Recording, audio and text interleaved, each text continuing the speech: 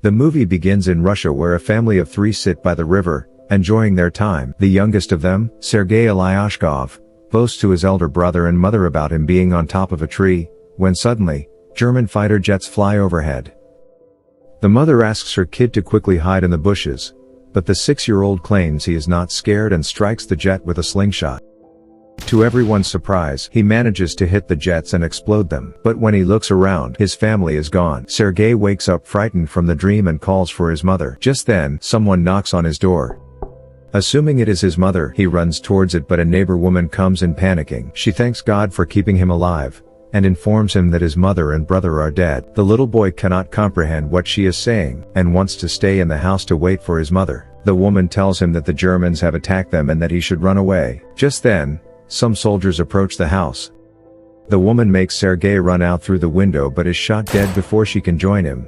The little 6-year-old is now on his own, with no family or friends. As Sergei runs away from the house, he sees his whole neighborhood burning behind him. He calls for his mother in vain, and runs away from there. After running for a while, he ends up in the middle of the woods. The little kid starts to call for his mother to come and get him, because he is lost. That night, he stays in the jungle. The following morning, we see him drink water from a river. When the enemy soldiers approach his way, Sergei, knowing they are dangerous, quickly hides inside a tree's roots. He is startled when a snake comes nearby, but doesn't utter a word or runs away.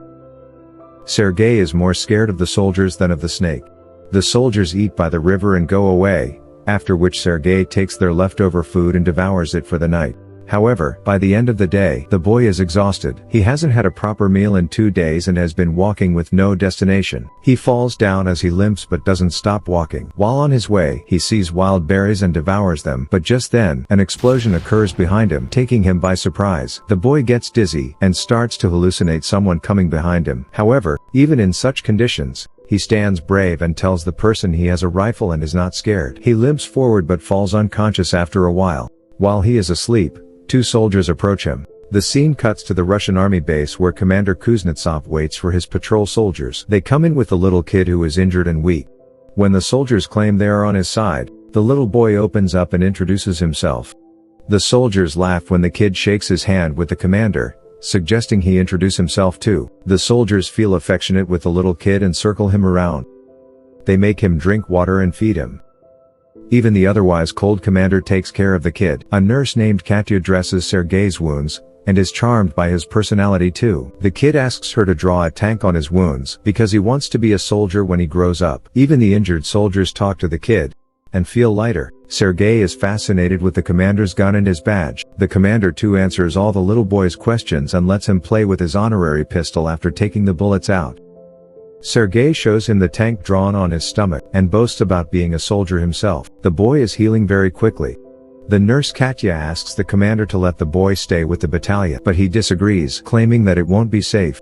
He wants to send Sergei to an orphanage. The soldiers spent all their free time with Sergei. He is visited by many throughout the day. They bring him food sent by their families from afar, and even let him play with their binoculars. One day, a soldier goes to the commander to ask him to let the boy stay with the battalion. The soldiers have grown a close connection with the kid, and think of him as their own. His presence takes the weight of war off their chest. However, the commander is adamant about sending the bot to the orphanage, for his own safety. The following day, the enemies attack, and many soldiers are hurt. A vehicle comes to fetch Sergei to take him to the orphanage. The commander breaks the news to the kid, and gives him a wooden honorary pistol as a gift. The boy in turn hugs him, claiming that he is scared for the commander's safety. The commander melts in his embrace, and changes his mind. He asks Sergei to stay with the soldiers as his son. That night, the soldiers look for little soldier clothes for the little boy. They are over the moon to have Sergei stay with them. The commander wakes Sergei up and gives him the clothes. He wears them and runs around, looking like a real soldier. The others start calling him their little soldier boy. As the kid runs around, the Germans launch an air attack on the battalion. The soldiers quickly take Sergei to a safe place and fight the others. The number of injured soldiers grows rapidly. Sergei wants to mask himself useful, so he brings water to thirsty soldiers. One of them asks him to read a letter sent by his family because he has a bandage over his eyes. The little boy wants to help but doesn't know how to read. He takes the letter and starts making up the things written on it, claiming that the soldier's cow is safe back home. When the soldier says he doesn't have a cow, The others tell him to go along with the story and laugh. He reads everyone else's letters in the same fashion and cheers them up. In the following scene, we see Katya and the commander talking. The two seem attracted to each other, but do not confess their feelings. Later, Sergei tells the commander that he is of the orderly position in the battalion and starts introducing himself as one. However, the boy then sees one of the soldiers' station destroyed from the attack. The commander teaches him to take his hat off to pay respect to the dead soldier. The next day, he insists the commander give him a mission and is given a task to distribute the letters among the soldiers. He completes his task efficiently and even makes the soldiers dance for him.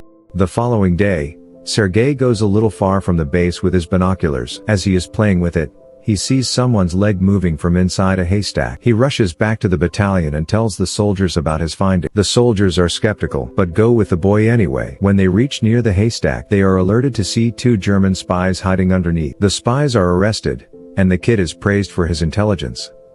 That night, the commander shows Sergei the legal papers for his adoption. He is now officially the kid's father. Sergei knows of the commander's feelings for Katya, so, to repay his kindness, he takes him to confess to her. But the two see her talking to a different man, wrongfully assume she is interested in someone else. The base is attacked by the Germans again. This time, Sergei helps the soldiers with all his might, by supplying ammunition to the soldiers in the front line. But the soldiers there command him to go back to the shed because it is too dangerous outside. When he comes to the shed, he sees the commander and others panicking because the phone's connection with the colonel is lost. A soldier is sent to fix the broken wires. Sergei follows the soldier and sees he has been fatally wounded. He asks the dying soldier how he can fix the wires, and does it himself. The connection comes back and more troops are called. The 6-year-old saves everyone's life. Later, we see the commander finally confesses his love for her and asks her to be Sergei's mother. Katya is over the moon, but before she can say anything, a soldier approaches them and gives the commander a letter, saying they have been dispatched from the base. The following day, all the soldiers leave for their new base along with Sergei. However, on their way, they come across a minefield that blows up some of their vehicles. The commander is hurt while the group's orderly, who Sergei was close with, dies in the explosion. He cries and hugs the commander. They carry the injured ones with them and continue their journey to their new base. When they finally reach the other base, they meet the commander's leader, the general. He too is impressed by the kid's ambition, and congratulates the commander for having such a smart kid. The following day, their division is awarded a guard's banner, and so is the boy. He promises to save his country when the general give him his badge. One night, their base is attacked brutally, and the commander is trapped under the ruin. Sergei cries for his father and tries to save him. He calls the other soldiers, who finally bring the commander out. The next day, Sergei approaches an injured commander. His hands were hurt while trying to save the commander. The kid is now an inseparable part of the team. He doesn't have a family beside them, and moves wherever they go in the war. The movie ends as the regiment is seen moving to another base. A voice in the background narrates that he even took part in the Stalingrad battle, and reached Poland with the soldiers. He is currently known as the world's youngest soldier ever, and the legendary story of his bravery is now spread for the whole world to hear. Subscribe for more videos like this, turn on notifications, and leave a like to help the channel out. Thanks for watching.